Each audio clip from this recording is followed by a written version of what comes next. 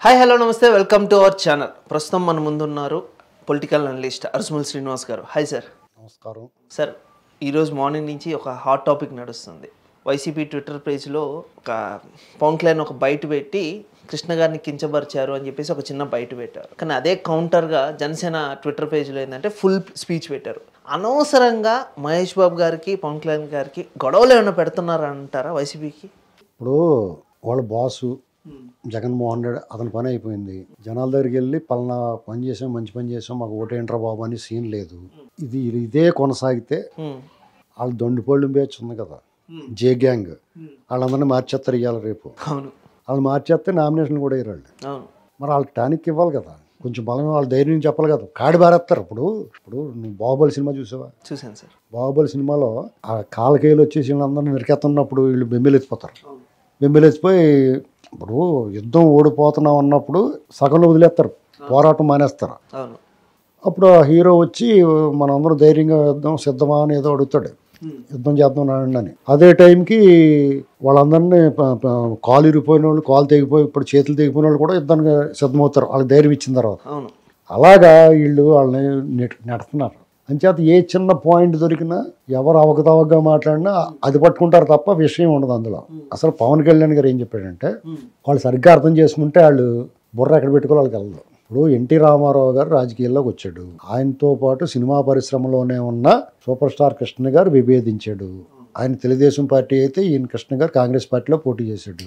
ఆయన మీద సినిమాలు తీసాడు, విమర్శించాడు. అయినా కానీ ఎన్టీ రామారావు గారు కృష్ణ గారిని ఏం అనలేదు. రాజకీయం చూసుకున్నారు, స్నేహంలా చూసుకున్నారు. అలాగే పవన్ కళ్యాణ్ గారు కూడా తెలియని విషయం ఏంటంటే, కృష్ణ గారు రాజకీయంగా నాకు రాజీవ్ గాంధీ అంటే ఇష్టం అని చెప్పి ఓపెన్గా చెప్పాడు. ఆయన రామారావు గారితో వ్యక్తిగతంగా విభేదాలు ఏం లేవు. మధ్యలో ఒకసారి అల్లు సీతారామరాజు సినిమా అప్పుడు వచ్చినా తర్వాత ఇద్దరు కలిసి సినిమా యాక్ట్ చేశారు. అంతకుముందు రామారావు గారికి హార్డ్ కోర్ ఫ్యాన్ కృష్ణ గారు, నేను కృష్ణ గారికి హార్డ్ కోర్ ఫ్యాన్ చెప్పారు. ఏమండి ఇలాగా వాళ్ళ గురించి నాకన్నా ఎక్కువ తెలియదు ఎవరికన్నా. ఎందుకంటే కృష్ణ గారి సినిమా నేను మొట్టమొదటి సినిమా చూసింది నాకు 6 ఏళ్ల వయసులో సర్కార్ ఎక్స్ప్రెస్ సినిమాకి. అప్పటి నుంచి ఇవాళ వరకు కృష్ణ గారి ఫ్యాన్ నేను. అర్థమైందండి. అంతే అభిమానం నాకు పవన్ కళ్యాణ్ మీద కూడా ఉంది. ఎందుకంటే పార్టీలు వాళ్ళ వ్యక్తిత్వాలు మనకు అనవసరం. వాళ్ళ స్క్రీన్ మీద మనం ఎందుకు అభిమానిస్తాం, వాళ్ళ నటన వాళ్ళు ఎందుకు నచ్చుతారు, ఒకళ్ళు ఎందుకు నచ్చుతారు ఎవరికి అర్థం అవుదా. ఇప్పుడు అలాగా కృష్ణ గారు పార్టీగా విభేదించిన రామారావు గారు కక్ష సాధింపు చర్యలు ఏమీ చేయలేదు అని చెప్పదలుచుకున్నాడు ఆయన సారాంశం అది. అదే కదా, అంటే కృష్ణ గారికి సంబంధించిన కంపెనీ కూడా అమర్ రాజు కంపెనీని కూడా వెళ్ళగొట్టేసినారు కదా. ఇప్పుడు ఈ జగన్మోహన్ రెడ్డి ఏం చేస్తున్నాడు, పవన్ కళ్యాణ్ గారు జనసేన పార్టీ పెట్టాడు కాబట్టి ఆయన వేధించాలనుకున్నాడు. సిగ్గు లేకుండా, అంటే నేను మళ్ళీ చెప్తున్నాను, సిగ్గు లేకుండా ఆయన వ్యక్తిగత జీవితం మీదకి వెళ్తున్నాడు. ఆయన 4 బిల్లులు చేసుకుంటే ఆయనకి ఎందుకు, 3 బిల్లులు చేసుకుంటే అతనికి ఎందుకు, తప్పు కదా మాట్లాడొచ్చా. అలాగే ఆయన ఒక్కడే కాదు, చంద్రబాబు నాయుడు గారిని, లోకేష్ గారిని వాళ్ళు వ్యక్తిగతంగా వాళ్ళ పర్సనల్ విషయాల్లోకి వెళ్ళి చంద్రబాబు నాయుడు గారు భార్యని వాళ్ళ ఇష్టమైన కించపరిచిలో మాట్లాడారు. అది చాలా దారుణం కదండి. అది రామారావు గారి ఫ్యామిలీ మీద ఏలెత్తి చూపడానికి అవకాశం ఉందా అసలు? అటువంటిది వీళ్ళు బురదలో దూరిపోయి, పెంటలో కూరుకుపోయి, పెంట కుప్పలో కూరుకుపోయి ఎదటోళ్ళ మీద బురద పంది ఏం చేస్తుంది, ఆ బురద గుంటలో దూరి బయటకు వచ్చి ఒళ్ళు దొరుకుతుంటుంది అందరికీ అంటుకునేలాగా. ఇలాంటి పరిస్థితి వాళ్ళు చేస్తా చెప్తున్నారు. ఒకవేళ ఇది వాళ్ళు ఎంత ట్రై చేసినా అవదండి. ఎందుకంటే పవన్ కళ్యాణ్ గారు జల్సా సినిమాకి వాయిస్ ఓవర్ ఎవరిదండి, మహేష్ బాబు గారు. ఆ సినిమాకి మహేష్ బాబు గారు కనపడకపోయినా వినపడ్డాడు కదా. మనకి పవన్ కళ్యాణ్ గారు మహేష్ బాబు గారు కలిసి సినిమా యాక్ట్ చేసినట్టు 2 సినిమాలు ఇద్దరు హీరోల సినిమా చూసినట్టు అనిపించింది మనకి. త్రివిక్రమ డైలాగులతోటి మహేష్ బాబు గారు వాయిస్ ఓవర్ వస్తుంటే ఆ సినిమా మనకు భలే ఉందరా అనిపించింది. మహేష్ బాబు గారికి ఒక సినిమాకి ఆర్థికంగా నష్టపోతే కూడా పవన్ కళ్యాణ్ గారు హెల్ప్ చేశారని చెప్పి ఉన్నది బయట. మనం చాలామంది హీరోల అభిమానులు బయట దెబ్బలాడుకున్నంతగా వాళ్ళ మధ్య వైరాలు, వ్యక్తిగత ద్వేషాలు ఉండవండి. ఎందుకంటే వాళ్ళు ఒక జాబ్, అది వాళ్ళ వృత్తి. ఒక్కొక్కసారి ఒకళ్ళు సినిమాలు హిట్ అవుతావు, ఒకళ్ళు సినిమాలు ఫెయిల్ అవుతాయి. కొంతమంది పైకి వస్తారు, కొంతమంది వెనకబడతారు. ఆ విషయంలో వాళ్ళేం ఉండదు వాళ్ళకేమి. సహజంగానే కొంతమందికి వైరు డైరెక్ట్గా కొట్టుకుంటారు.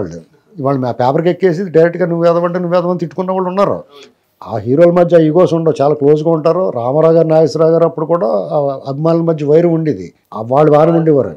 అలాగే చిరంజీవి, మోహన్ బాబు మధ్య ఉన్న వాళ్ళిద్దరూ బాగానే ఉంటారు. మధ్యలో ఉంటాయి, ఏమవుతుంది. ఇప్పుడు అంత పర్సనల్గా తీసుకోవాల్సిన అవసరం ఉంది. మహేష్ బాబు గారి అభిమానులు వీళ్ళు మహేష్ బాబు కృష్ణ గారిని కించపరిచేయడం నేనైతే భావించట్లా.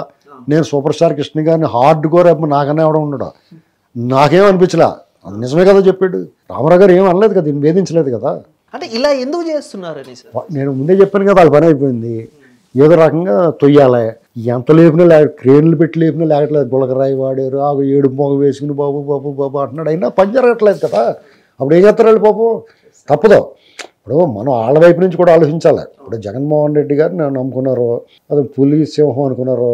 ఇప్పుడు మీకు అసెంబ్లీ రౌడీ సినిమాల టాపిక్ వచ్చింది, హీరోల టాపిక్ కూడా చెప్తున్నాను మీకు. అసెంబ్లీ రౌడీ సినిమాలో ఒక సీన్ ఉంటుంది. ఆ ఊళ్ళో భాష మటన్ కొట్టు, భాష చికెన్ కొట్టు, లేకపోతే భాష కిరాణా కొట్టు అని ఆ ఊళ్ళో అంతా భాష భాష భాష ఉంటాయి. మోహన్ బాబు ఆ భాష దగ్గరికి వెళ్తాడు. వెళ్ళిన తర్వాత ఆడు డమ్టిక్ అని అవి వాయించుకుంటూ ఉంటాడు, మృదంగం వాయించుకుంటూ ఉంటాడు.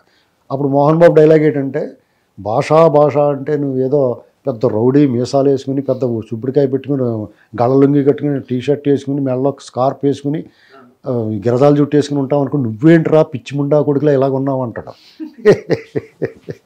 అలాగా ఇప్పుడు ఇతను కూడా పోలీస్ సింహం అనుకుంటే ఇతనేమో ఎర్రోళ్ళగా నా దెబ్బ తగిలిందని కొట్టు వారణాలు కొట్టెప్పకుండా అది వాళ్ళు తట్టుకోలేకపోతున్నారు. ఇప్పుడు నువ్వు నన్ను ఏదో ఊహించుకున్నావు అనుకో, ఇప్పుడు నీకు హీరో ఉంటాడు, నువ్వు అతను ఏదో ఊహించుకుంటావు సినిమాల్లో చూసేది. బయటకు వచ్చిన తర్వాత షార్ట్ వేసుకుని ఎర్రోళ్ళ తిరుగుతున్నాడు అనుకో, నీ ఎదుర్కొన్నాను షాపింగ్ మాల్లోను. నీకు సినిమా వాళ్ళు వాల్యూ పోవడం కారణం ఏంటి తెలుసా? ఇప్పుడు వాళ్ళందరూ కూడా నీకు రోడ్డు అవైలబిలిటీలో షాపింగ్ మాల్స్లోను ఎక్కడో చోట సినిమా మల్టీప్లెక్స్లో కనపడిపోతున్నారు.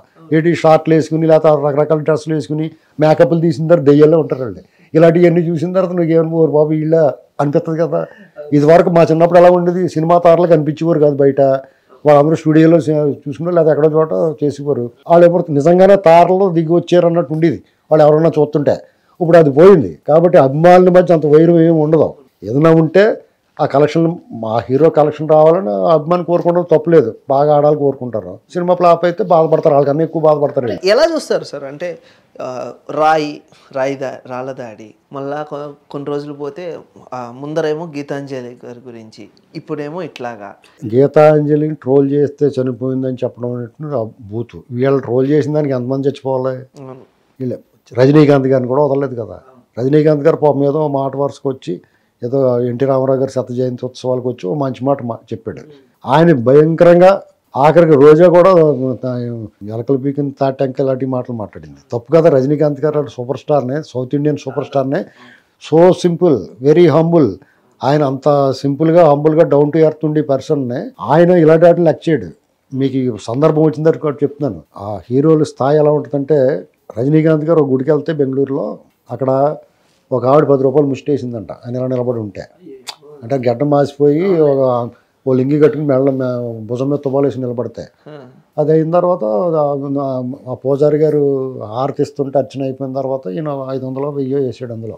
అది చూసిన తర్వాత బాబు మీరు రజనీకి ఎవరో ఏటారని చూస్తే, ఆ రజనీకి అంత తప్పు అయిపోయిందండి, నేను ఎవరో అనుకున్నానంటే, లేదమ్మా నా అసలు స్వరూపం, నా అసలు వాల్యూ ఇదే. నువ్వు 10 రూపాయలు ఇచ్చావంటే నువ్వు తప్పులేదు, ఆ 10 రూపాయలు జాతకు దాచుకుంటాను అన్నాడు. అంటే అంత గొప్ప మనసుతో ఉంటారు కొంతమంది. అలాంటి పవన్ కళ్యాణ్ గారు కూడా వీళ్ళంతా డౌన్ టు ఎర్త్ ఉంటారు. ఇప్పుడు వీళ్ళు మాట్లాడతారు, పవన్ కళ్యాణ్ గారు నేను హీరోలా ఉంటాడు, జగన్మోహన్ రెడ్డిలా ఉంటాడు, ఇవన్నీ చూసి వాళ్ళు ఈర్ష్య వచ్చేస్తూ ఉంటుంది. రాజశేఖర్ చెప్పాడు కదా, కళ్ళజోడు కట్ట పెట్టుకోకూడదు అన్నాడు. అంటే తనకన్నా అందంగా ఉన్నవాడిని, తనకన్నా పొడుగ్గా ఉన్నవాడిని, తనకన్నా దిట్టంగా దుడ్లా ఉన్నవాడిని సహించలేడు అతను. అది సహజంగా ఉంటుంది. కాబట్టి మనం ఎక్కువ వర్రీ అయ్యి పవన్ కళ్యాణ్ అభిమానులు, మహేష్ బాబు అభిమానులు దెబ్బలాడుకుంటారు అనేటువంటిది వాళ్ళ ఆశ. అది నెరవేరదు. సరే సార్, చూద్దాం. పోను ఇంకేమేమి జరుగుతాయో కూడా చూద్దాం. Thank you sir, thank you so much.